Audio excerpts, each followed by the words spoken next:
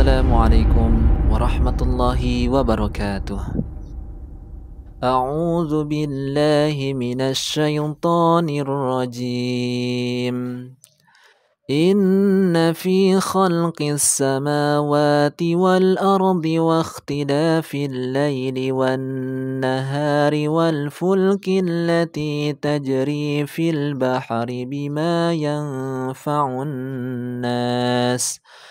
وما أنزل الله من السماء من ماء فأحيا به الأرض بعد موتها وبث فيها من كل دابة وتصريف الرياح والسحاب المسخر بين السماء والأرض لآيات لقوم يعقلون. Sesungguhnya pada penciptaan langit dan bumi, pergantian malam dan siang, bahtera yang berlayar di laut dengan muatan yang bermanfaat bagi manusia, apa yang Allah turunkan dari langit berupa air, lalu dengannya dia menghidupkan bumi setelah mati dan kering, dan dia menebarkan di dalamnya semua jenis hewan, dan pengisaran angin dan awan dikendalikan antara langit dan bumi. Semua itu sungguh merupakan tanda-tanda kebesaran Allah bagi kaum yang mengerti. Allah Subhanahu wa Ta'ala memerintahkan kita untuk meneliti dan memperhatikan alam semesta. Akan tetapi bukan hanya sekedar mengetahui peristiwa yang terjadi di alam, melainkan mentadaburi dan mengambil hikmah dari setiap fenomena alam yang terjadi, sehingga kita bisa menemukan bukti-bukti kebesaran Allah Subhanahu wa Ta'ala dan menjadikan kita semakin beriman kepada Allah Subhanahu wa Ta'ala. Sebentar lagi di Indonesia akan terjadi gerhana matahari hibrid. Ini adalah peristiwa yang termasuk langka. Biasanya banyak orang-orang yang merayakan, ramai ingin melihat dan beryuforia dengan adanya peristiwa ini. Bahkan ada yang memanfaatkan momen ini di lokasi tertentu sebagai para wisata. Pertanyaannya adalah, apakah seperti ini yang diinginkan Allah ketika kita mendapati fenomena alam? Yuk kita simak penjelasan selanjutnya. Sains memberitahu kita tentang bagaimana proses gerhana matahari terjadi, kapan dan di mana akan terjadi. Kemudian Islam mengajarkan kepada kita bagaimana bersikap, mengambil hikmah dan pelajaran penting dari peristiwa gerhana matahari. Matahari merupakan bintang dengan tingkat energi yang sangat tinggi, berupa bola gas panas sehingga mampu memancarkan cahayanya sampai ke bumi meskipun jaraknya sangat jauh. Bumi mengalami rotasi pada porosnya dan berevolusi mengelilingi matahari pada garis orbit yang spesifik. Adapun bulan merupakan satelit alami bumi yang dia berotasi, berevolusi mengelilingi bumi dan bersamaan dengan bumi mengelilingi matahari. Pada dasarnya, bulan adalah benda yang tidak memiliki cahaya sendiri. Cahaya yang muncul dari bulan hanyalah pantulan dari sinar matahari seperti yang disampaikan Allah dalam Quran Surah Al-Furqan ayat 61.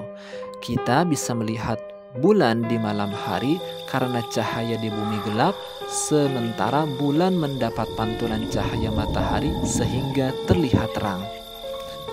Ketika bulan berevolusi terhadap bumi, membentuk sudut kemiringan sekitar 5 derajat, sehingga posisi bulan, bumi, dan matahari tidak selalu sejajar. Ada kalanya posisi bumi, bulan, dan matahari tepat sejajar. Maka pada posisi itu akan terjadi fenomena unik langka yang kita sebut dengan gerhana.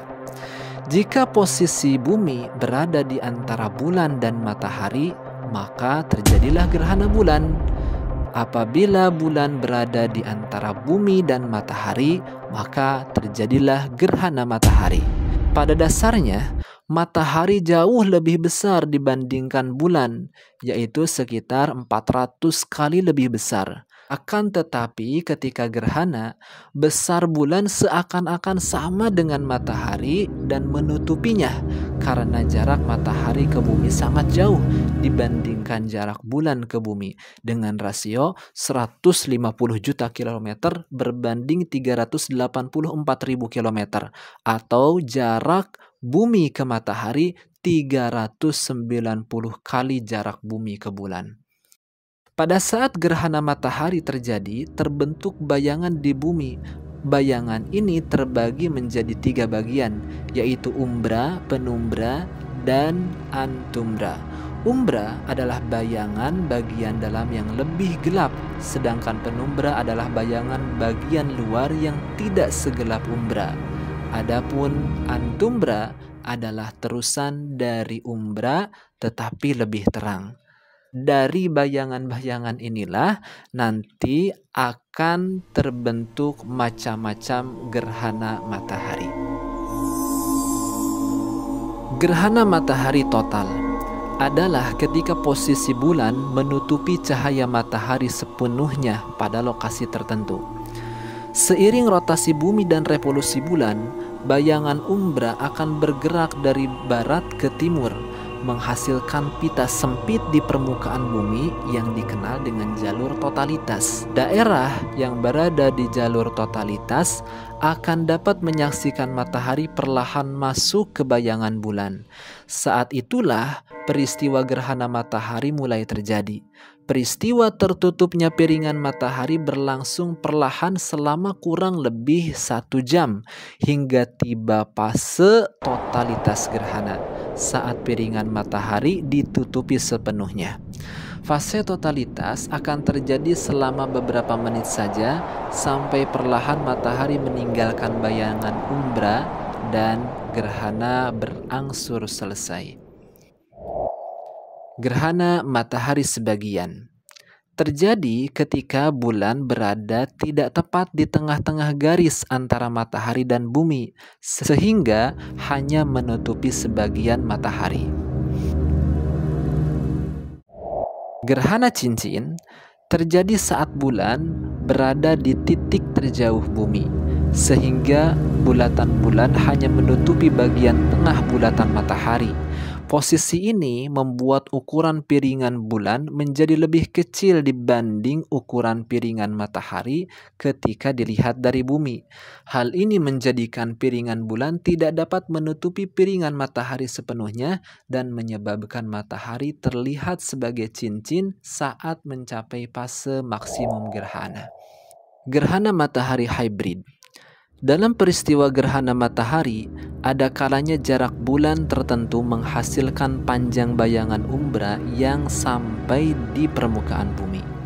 Namun, bayangan tersebut tidak cukup panjang untuk sampai ke bagian lain di permukaan bumi, sehingga hanya mendapatkan bayangan antumbra. Bila hal ini terjadi, gerhana dapat dimulai sebagai gerhana cincin, kemudian berubah ke gerhana total, lalu berakhir kembali ke gerhana cincin. Gerhana ini disebut gerhana matahari hybrid. Gerhana matahari hybrid merupakan jenis gerhana yang jarang terjadi. Hal ini karena jarak bulan dan matahari terhadap bumi haruslah sesuai.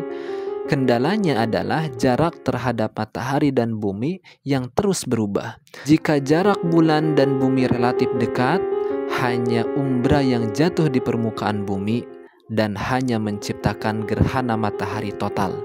Sementara itu, jika jarak bulan dan bumi relatif jauh, antumbra akan jatuh di permukaan bumi dan hanya menciptakan gerhana matahari cincin. Di masa Rasulullah Shallallahu Alaihi Wasallam pernah terjadi beberapa gerhana matahari dan bulan. Beliau memerintahkan umat Islam untuk sholat gerhana. Di dalam khutbahnya beliau bersabda, Inna syamsya wal qamara ayatani min ayatillah la yakhsifani limauti ahadin wala lihayatih fa idza ra'aitum dhalik fad'ullaha wa kabbiru wa sallu wa tasaddaqu. Hadis riwayat Al-Bukhari nomor hadis 1044. Sesungguhnya matahari dan bulan adalah dua tanda dari tanda-tanda kebesaran Allah. Gerhana tidak terjadi disebabkan karena mati atau hidupnya seseorang. Jika kalian melihat gerhana, maka perbanyaklah berdoa kepada Allah, bertakbirlah, dirikan sholat, dan bersedekahlah. Memang gerhana bukanlah kiamat dalam konteks sains, tapi Allah Subhanahu wa Ta'ala, Sang Pencipta alam semesta dengan semua gejalanya, memberikan isyarat untuk dijadikan renungan.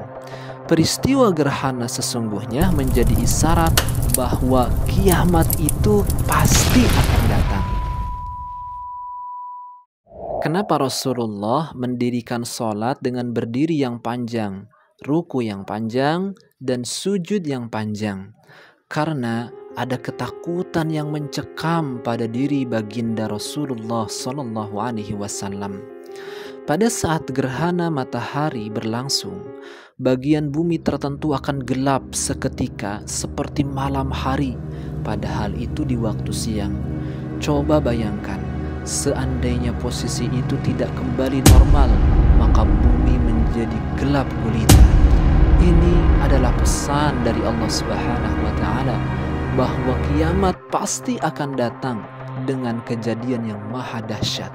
Begitulah nanti keadaan saat tanda kiamat muncul, bumi gelap gulita dan diselimuti dukhan.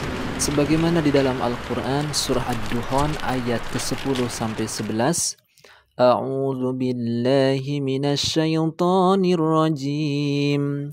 فارتقب يوم تأتي السماء بدخان مبين يغشى الناس هذا عذاب أليم. Maka nantikanlah hari ketika langit mendatangkan kabut asap yang tampak jelas, yang meliputi manusia. Ini adalah azab yang sangat pedih. Disitulah awal manusia menghadapi ketakutan yang luar biasa, sebagaimana yang digambarkan dalam surah Al-Qiyamah ayat ke-7 sampai 10. A'udzu billahi minasyaitonir rajim. فإذا برق البصر وخسف القمر وجمع الشمس والقمر يقول الإنسان يومئذ أين المفر. Apabila mata terbelalak karena ketakutan, bulan pun telah hilang cahayanya, serta matahari dan bulan dikumpulkan, pada hari itu manusia berkata, kemana lagi tempat berlari?